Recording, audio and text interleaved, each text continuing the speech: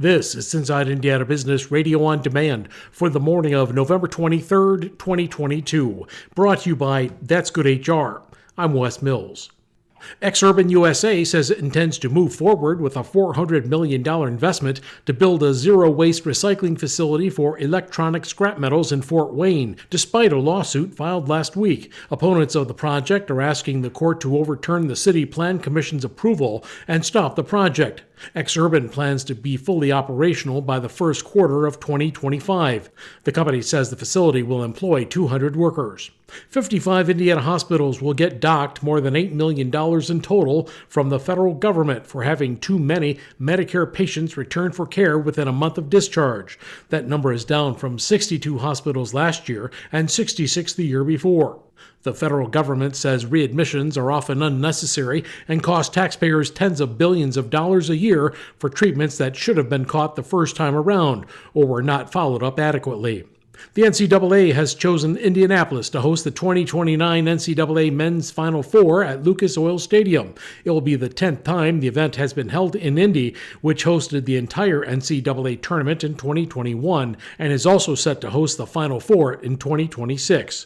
Tuesday's announcement comes one day after Indianapolis was selected to host the 2028 NCAA Women's Final Four at Gainbridge Fieldhouse.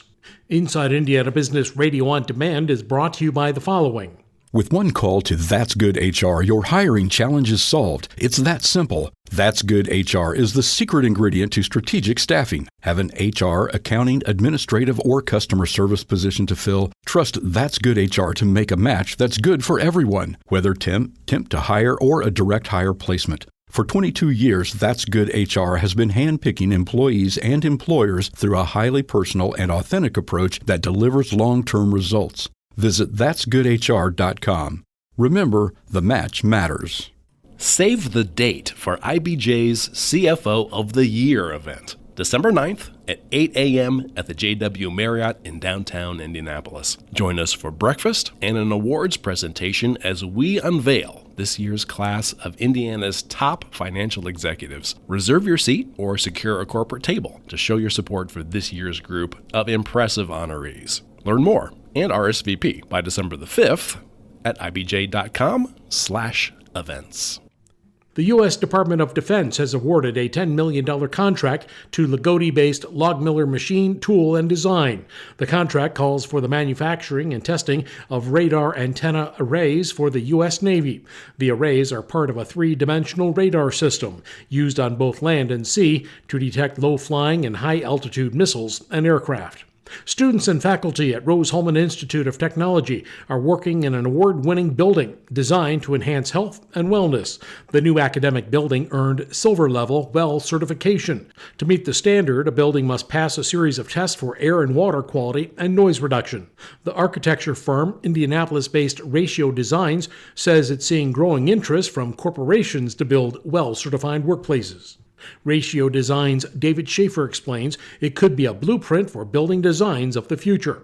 Attraction of new employees is a big thing, and just making sure that people are happy and healthy and in a good working environment, I think is also something that we're seeing a lot of corporations asking for us in our workplace designs.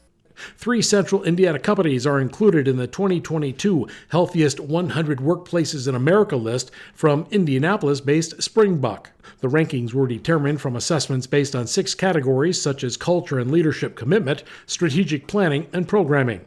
The highest-ranked Indiana company on the list is Lebanon-based Witham Health Services at number 2. Carmel-based C&O Financial Group comes in at number 19, followed by One America in Indianapolis at number 57. Fort Wayne International Airport has reopened Terminal Drive, allowing customers to once again stop curbside to drop off and pick up passengers.